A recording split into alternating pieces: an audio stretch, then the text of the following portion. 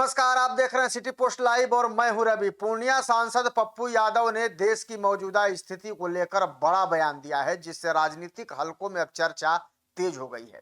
उन्होंने कहा है कि देश के हालात ऐसे होते जा रहे हैं कि आने वाले वर्षों में आम लोगों का जीवन और भी अधिक कठिन हो सकता है। दरअसल पप्पू यादव सुपौल जिले के जदिया थाना क्षेत्र के रजगांव पहुंचे थे, जहां उन्होंने हाजत में हुई बिट्टू यादव की मौत मामले में पीड़ित परिवार से मुलाकात की। इस दौरान उन्होंने परिवार को आर्थिक सहायता भी प्रदान की और पुलिस प्रशासन से पूरे मामले पर निष्पक्ष जांच करने की अपील की।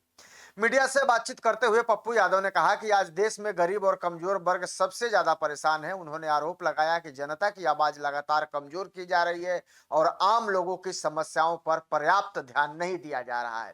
सांसद ने कहा कि कई जनप्रतिनिधि जनता की उपेक्षाओं पर खरे नहीं उतर रहे हैं। उन्होंने दावा किया है कि बड़ी संख्या में जनप्रतिनिधि जनता की समस्याओं को उठाने के बजाय राजनीतिक हितों में ज्यादा व्यस्त रहते हैं।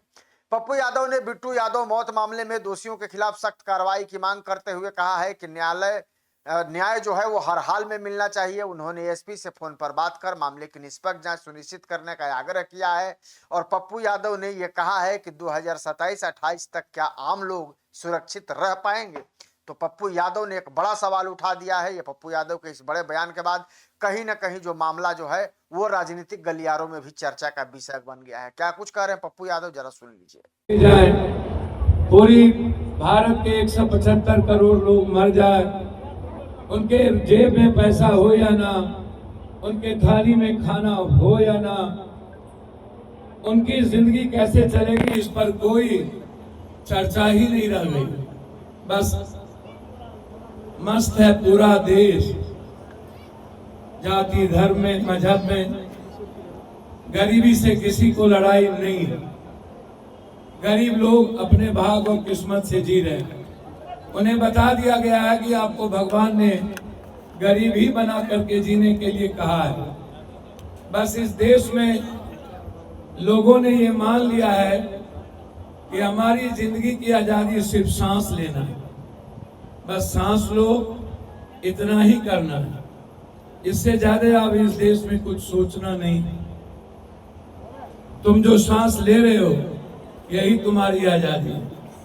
मैं जो तुम्हें दे रहा हूं, सड़ा हुआ चावल, 5 किलो अनाज, या मैं तुम्हें जिस तरीके से लूट रहा हूं बस तुम लूटते जाओ।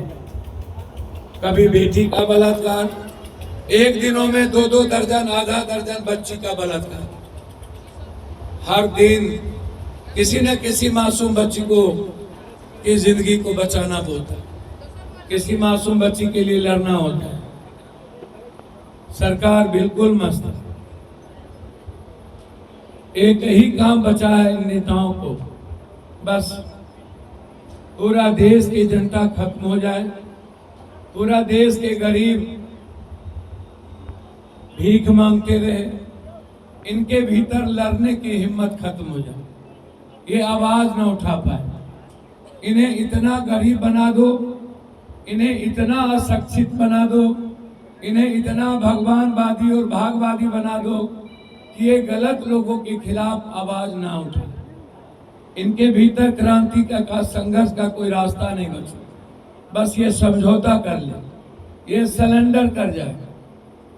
आज हम आए, बहुत सारे व्यवधान थे कि आप वहां मत जाइए। पूर्णिया से भी फिर मुझे लगता है कि मैं अपने अंतरात्मा को जवाब क्या दूं। मैं महसूस करूं, मैं कुछ भी नहीं कर पाऊंगा, लेकिन जिस परिवार में कोई घटना घटित होती है उस परिवार की खुशी और जिंदगी के लिए एक पिता के नाते, एक भाई के नाते, एक परिवार के नाते मैं कुछ मदद तो कर सकता हूं। मैं आपके पास इसीलिए नहीं आता हूं, मैं जानता हूं इस देश की पब्लिक को। जिस देश की पब्लिक मणिपुर के 100 बच्चियों के बलात्कार पर चुप हो जाए, जिस देश की पब्लिक किसान के आंदोलन में 1100 किसान मरने के बाद क्रांति ना हो, जिस देश की पब्लिक 82 बार क्वेश्चन लीक आउट होने पर अपने बच्चों के भविष्य के लिए क्रांति ना करे। जिस देश की पब्लिक नोटबंदी में सैकड़ों लोग मर जाए, चुप हो जाए। कोरोना में 2400-2600 किलोमीटर बिहार, बंगाल, झारखंड के लोग पैदल आ जाए, भूखे प्यासे, लाठी खा ले, अपमानित हो, तब क्रांति ना हो। इस देश की पब्लिक पर पूरा का पूरा कई सौ रुपया अधिक दवाई का वसूली कर ले, गैस महंगा हो जाए, तेल महंगा हो जाए, खाद ना मिले, पूरा भारत ड्रग्स, स्मैक, वार्डनर, सुलेशन से प्रभावित हो जाए, पूरा का पूरा नेपाल से गांजा और नेपाल पूरा का पूरा ड्रग्स भारत हर दिन लगभग 400 लाख टन, 40 लाख टन से ऊपर गांजा नेपाल से भारत आए।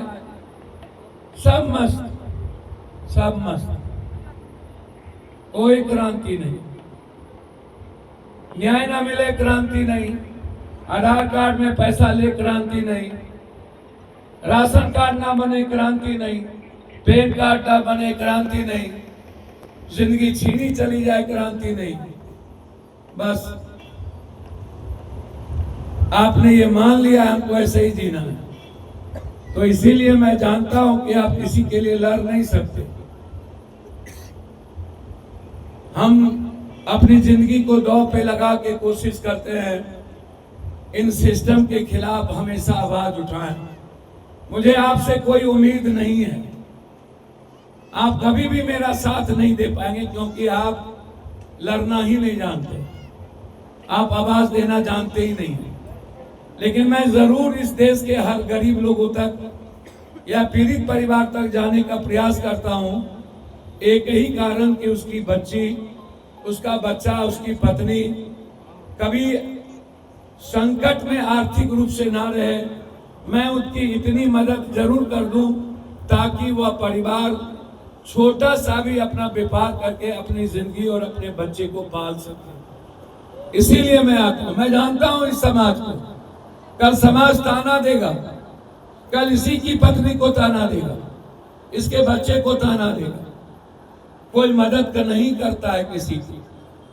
लाखों लाख लाश मैंने उठाया, मेरा शरीर लाश बन चुका है, मेरे शरीर में कुछ भी नहीं बचा लाश के अलावे। जब मैं रात के 3 बजे सोता हूं तो कई दर्जन लाश, यानी कहिए तुम्हें अभी दिखा दूं कितनी लाश पूरे बिहार में, और सब जगह एक ही सोशल मीडिया पर पप्पू यादव नहीं आएंगे, एक ही होंगे। और इसीलिए कि उस परिवार की मैं मदद कर पाऊं। समाज के कारण मैं लड़ने की हिम्मत मेरी खत्म हो गई, नहीं तो मैं इन लोगों को, इस सिस्टम को बहुत पहले मिटा दिए होते। हम प्रधानमंत्री, मुख्यमंत्री या भगवान या धरती पर किसी भीड़ से नहीं डरते, बस मैं डरता हूं अपनों से और आप सब से। आप सब लोग किसी के नहीं हैं। आज यदि मैं लड़ जाऊं पूरी दुनिया से, कल आपका साथ नहीं मिलेगा, मैं जानता हूं। इसीलिए मैं डरता हूं कि मैं किस किस से लड़ूं, कब तक लड़ूं।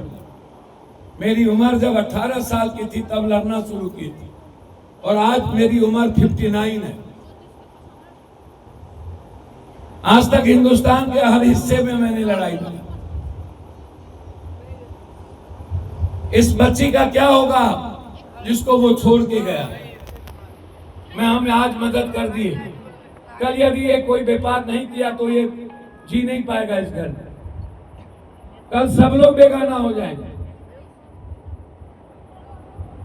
इसीलिए आप बेफिक्र रहें। हमेशा जब भी कोई घटना घटित होती है, आपके जो जनप्रतिनिधि लोग हैं, ये लोग हमेशा अच्छा काम नहीं करते। ये लोग जाति का रंग, जिस जनप्रतिनिधि को अपने समाज के को मदद करने की, गरीब को मदद करने की हिम्मत ना हो, जेब से 1000 रुपया ना निकले, उल्टे किसी का सौदा करने लगे, दलाली करने लगे। 99% जनप्रतिनिधि इस देश का दलाल हो चुका है। वो समाज के प्रति अच्छा काम नहीं करता, वो अफसर का दलाली करता है, पैसे वालों का, माफियाओं का, अपराधी का। नहीं, अब मैंने पहले ही कहा कि लगातार सभी जगह पुलिस, अब इसमें न्याय, इसमें जांच का विषय है, लेकिन पूरे बिहार में जिस तरीके से लगातार हिटलर के तरह यह सिस्टम काम कर रही है, बेईमानों को नहीं कुछ बोले। अरे भैया, रिशु सिन्हा श्रीवास्तव ने इतना बड़ा बड़ा घोटाला किया, आनंद किशोर भाग गए यहां से ऑस्ट्रेलिया। क्यों भाग गए आनंद किशोर ऑस्ट्रेलिया? सारा पैसा लूट करके आपने उसको अरेस्ट क्यों नहीं किया? अभिलाषा शर्मा या और जो आईएएस जिसको आपने सस्पेंड किया, उस पर एफआईआर क्यों नहीं कर रहे हैं आप? धर्मेंद्र आईएएस जिसने टेंडर दिया, उस पर एफआईआर क्यों नहीं कर रहे हैं? उस पर आपका गरीब का घर क्यों तोड़ रहे हैं पूरे बिहार में? जहां देखो गरीब का घर इंक्रोचमेंट के नाम पर आप तोड़ रहे हैं, जमीन हथियाने के लिए, और गरीब आदमी पर जुल्म करते हैं। डीआईजी साहब, एसपी साहब, सबसे मेरी बातचीत, जो भी इन्वॉल्व होगा उसको छोड़ेंगे नहीं। इस परिवार की जिम्मेदारी मेरी है। और जो जिस तरीके से आप सवाल, आप ही लोग यूट्यूबर, ये जो सोशल मीडिया के ब्लॉगर, आप लोग ही विवाद को बढ़ा देते हैं। क्या विवाद था भाई? का है फैसल खान? का है रोशन यादव? का है? क्यों आप दरार पैदा कर रहे हो? क्यों आप अब लगातार कई विधायक, कई एमएलए क्या गाली गलौज कर रहे हो भैया शिक्षक को? ग्लोबल टीचर, ग्लोबल, आप दोनों शिक्षक को लड़ा रहे हो आप लोग। पूरा शिक्षा जगत को आप खत्म करना चाहते हो। जो लोग अच्छे टीचर हैं, आप उसको पूरा पटना, आप करोड़ों अरबों रुपया ले लिए हो कोटा से, तमिलनाडु से, बेंगलोर से, और जिसकी दुकान नहीं चलती है। क्यों इतना नफरत है इन लोगों के भीतर? क्यों टीचर की लड़ाई में ये लोग, नेता लोग कूद रहे हैं? हमेशा गंदा हरकत, हमेशा समाज को तोड़ना। हम आग्रह करेंगे दोनों से, अब मेरे लिए दोनों रेस्पेक्टेबल हैं, मैं दोनों की इज्जत करता हूं। शिक्षा को बचाने के लिए दोनों आदमी अपने बच्चों को कहिए चुप रखने। जिस तरह से नीट परीक्षा में कई सारे सवाल उठ रहे थे, और लेकिन ये मामला होने के बाद वो सवाल अब जो है, यही मामला है। आप कभी लालू यादव के घर का मुद्दा उठा देते हो, कभी उसके सुरक्षा का मुद्दा, काहे का मुद्दा भटकाते रहते हो यार। अभी TR4 है, SUT है, CBSE है, पूरा देश का गरीब और मिडिल क्लास का बच्चा बर्बाद हो चुका। 82 बार आप क्वेश्चन आउट किए हो। जिस PM और CM को धरती पर एक पेपर लीक आउट करने की औकात नहीं है रोकने की, वो देश चलाएगा? ठीक, हमेशा दल तोड़ो, हमेशा सियासत की गंदी हरकत करो, ना कुछ आवे तो लड़ा दो किसी को। मैं अपने बच्चों से आग्रह करूंगा, इस विवाद से निकलिए, खत्म करिए, और सोशल मीडिया का इस्तेमाल खान सर और रोशन के लिए करना बंद करिए। गलत है ये।